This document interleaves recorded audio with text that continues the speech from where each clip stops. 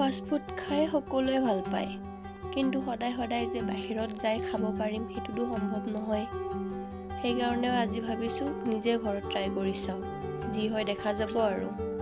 এইখিনি boneless chicken, 500 গ্ৰামতকৈ অকণমান বেছি হ'ব চাগে।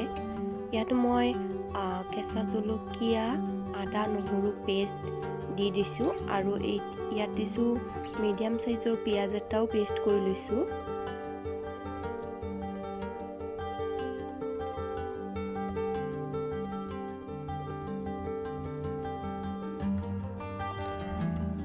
তাৰ পাছত মই ইয়াত এড কৰিম 1 চামুচ হালধি, 1 চামুচ জিৰা গুড়া, 1 চামুচ শুকান জলকীয়া গুড়া। এইখিনি জ্বলা নহয়, জাষ্ট কালাৰ আহিবৰ কাৰণে দিছোঁ কাশ্মীৰী মিৰ্চ। তাৰপিছত অকণমান দিম মিট মছলা আৰু সামান্য চিকেন মছলা যিটো থাকে সেইটো অকণমান দিম। এইখিনি আপুনি স্কিপ কৰিবও পাৰে, মই এনেই জাষ্ট ঘৰত আছিলে কাৰণে অকণমান দি দিছোঁ। তাৰপিছত ইয়াত মই অনুপাত অনুযায়ী নিমখ দি দিছোঁ।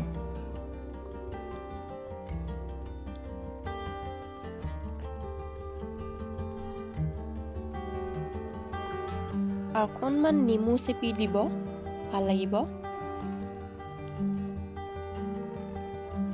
হাফ লেমন দিছোঁ মই ইয়াতে চেপি।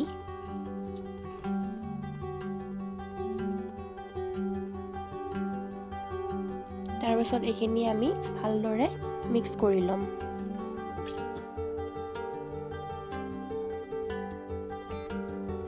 গোটেইখিনি মছলা আমি চিকেনখিনিৰ লগত ভালকৈ মিক্স কৰি ল'ম। তাৰপাছত এইখিনি আমি 1 ঘণ্টাৰ বাবে ভালদৰে ঢাকি থৈ দিম। 1 ঘণ্টাৰ পাছত মাংসখিনি আমি ভাজি ল'ম।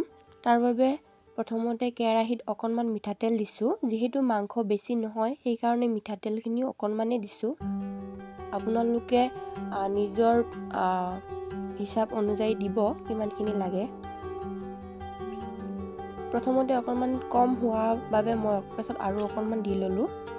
ভালদৰে তেলখিনি গৰম হোৱাৰ পাছত ইয়াত আমি মাংসখিনি দিম। খন্তিখনেৰে লৰাই চাইছোঁ গৰম হৈছে নে নাই। গৰম হৈছে। তাৰপাছত মই মাংসখিনি দিলোঁ। ইয়াৰ আগতে কেমেৰাটো অফ হৈ থাকিল, গমকে নাপালোঁ। মাংসখিনি আমি তেতিয়ালৈকে ভাজিম যেতিয়ালৈকে তাৰ পৰা পানীখিনি শুকাই নাযায়। পানীখিনি শুকোৱাৰ পাছত গেছটো একদম ল' কৰি ভালদৰে মাংসখিনি আমি ভাজি থাকিম। ঢাকনি লগাই দিব মাজে মাজে, তেতিয়া সোনকালে সিজিব।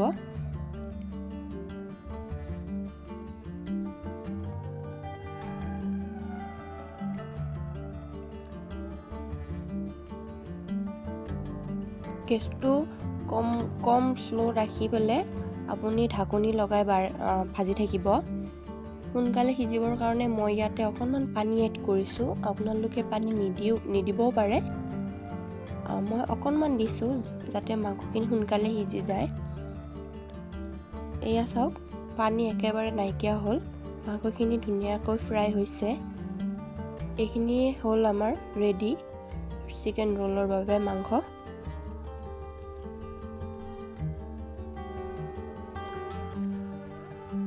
মাংসখিনি ৰেডি হোৱাৰ পাছত এতিয়া আমি ৰোল ৰেডি কৰিম।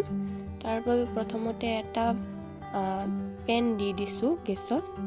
তাতে অকণমান ৰিফাইন অইল দি তাত আমি এটা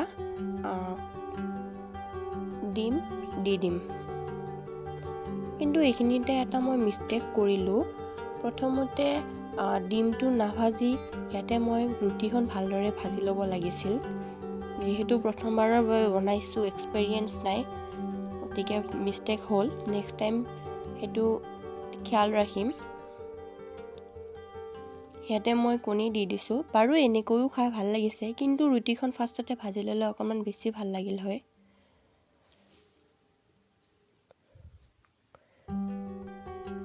এয়া চাওকচোন, মই কেঁচা ৰুটিখনকে দি দিছোঁ। এনেকৈ ভাজিলে অকণমান কমকৈ সিজে, মানে অকণমান দেৰি লাগে সিজিবলৈ। যদি প্ৰথমতে ৰুটিখন ভালকৈ ভাজি ল'লোঁ হয় তেতিয়া অলপ ভাল লাগিল হয়, সোনকালে হ'ল হয়। এইখিনিতে মন কৰিবলগীয়া, মই ৰুটিখন ময়দাৰে মঠিছোঁ।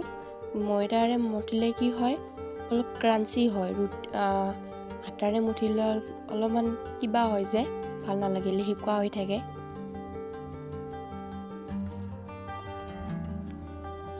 ভালদৰে ভাজি লোৱাৰ পাছত আমি ইয়াতে নমাই ল'ম।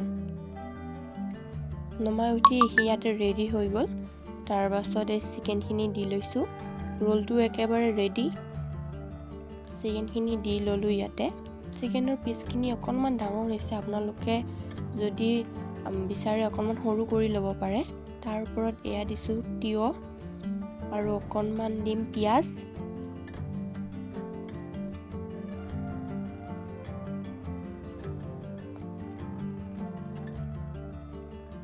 অকণমান নেমু চেপি ল'ব, আৰু আপোনালোকে যদি টমেট' চচ ভাল পায় টমেট' চচ দি ল'ব পাৰে।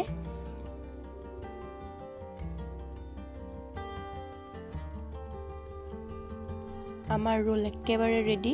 খাই কিন্তু বহুত ভাল লাগিছে।